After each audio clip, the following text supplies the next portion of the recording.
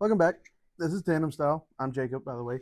And, well, if you've been watching the videos, you've noticed I've been doing an engine swap in my 350Z drift car. I'm putting the VK56 of a Nissan Titan into my 350Z drift car. If you've been watching, you've seen the videos. We got the engine, made it to the transmission using C3 adapters kit.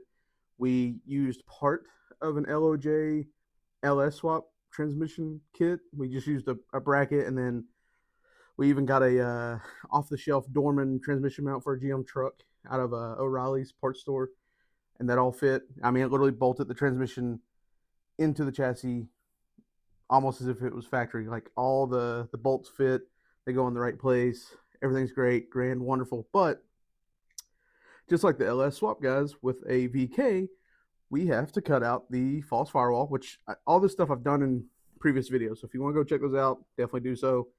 I had to get you caught up. And if you've already seen them, then, well, this is all new to you. But anyways, got a new part in, and we're hoping that this will help get the VK in there. Now, this part is not something that most people buy for an engine swap.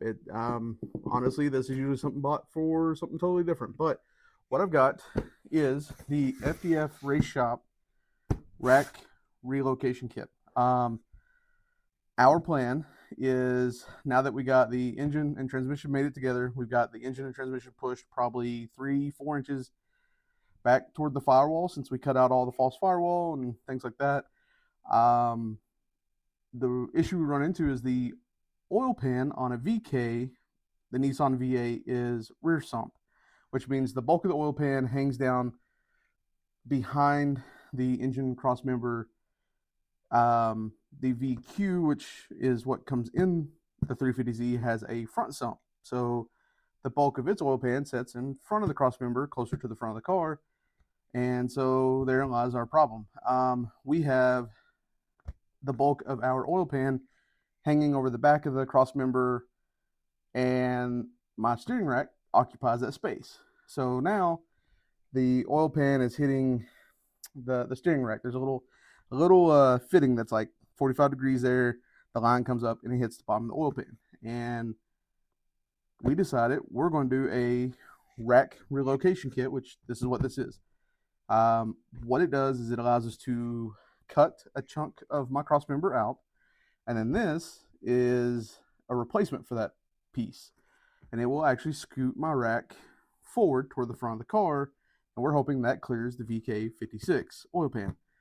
The whole purpose of this series is to show you guys how to put that engine into the 350Z. It has been done before. People put it in the Z, people put it in the G. Chris Forsberg won his first championship with a VK56DE, which is the engine I have, and he put one in his 350Z. But no one ever did any videos on how to do that. So I decided we're going to do that, or I'm going to do that. So my videos show all the steps I'm taking. I'm trying to do it kind of on a pretty strict, like, lower budget build, not cutting quality parts or nothing like that. It's just finding off the parts shelf that you can just buy either through different companies like FDF or whoever, or O'Reilly's, AutoZone, places like that. Just want to show that it can be done, and I will be doing a video of the install of this and how it actually fits. But I just want to show you guys this because, you know, I've been trying to update you, and, well, it's been forever since I've actually been able to touch the car. Most of that comes to time, space, money, you know, just like anybody else. When I started the swap, I started this time last year after Import Alliance, after drifting all day, and shortly after I started doing the swap, I had to move out of my shop, looking for a new shop to put my business in. Excuse me. And so that posed a lot of kind of problems for me. So we moved the car over to my buddy's Casey, who has been my saving grace on this whole swap. We moved the car to his house. All of my retail is now online. It's at the tandemstyle.jacob.com website. So if you want to check that out, great. However, let me, I kind of want to open this up and actually see what we got going on here.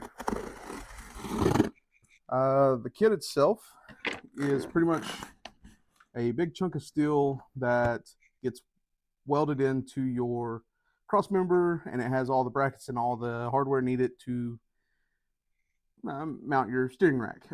Now, most people, sorry, I know that's loud. Yeah, let me get this open first.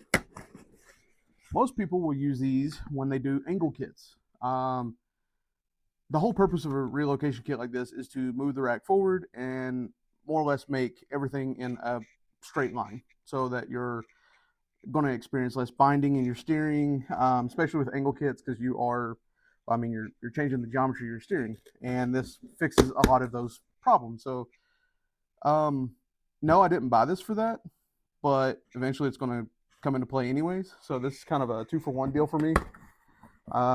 I hadn't even thought about doing this. I thought we were going to have to do a custom oil pan or something crazy, and I really didn't want to do like a lot of custom fab work if I didn't have to, because like I said, the whole purpose of this swap is to just kind of find a way to bolt it in there as if it were OEM and just off the shelf parts. But Casey, with his infinite wisdom and curiosity, actually went through and came up with this idea.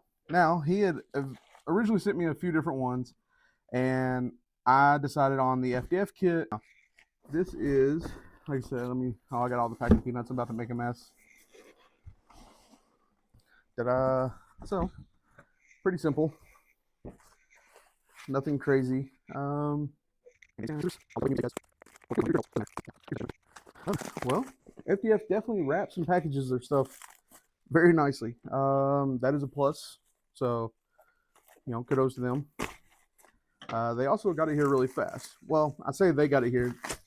They essentially did. However, I actually went through Drift HQ to get this. I do work with Drift HQ. Like I said, I sell a lot of these parts and things online and on my website. And if I don't have it on there, you can always just email me and I can make it happen. But I went through Drift HQ. These guys have like a direct kind of deal thing going on where they get this stuff or already have it stocked, which is nice. And they just happen to have one of these, or they're able to get the order in for me. I think it came from FDF, but either way, I wanted to show you what we're looking at here. So this little thing does a lot. As you can tell, it's a big bracket. It's all bare metal. Here's the hoop where your rack will actually sit.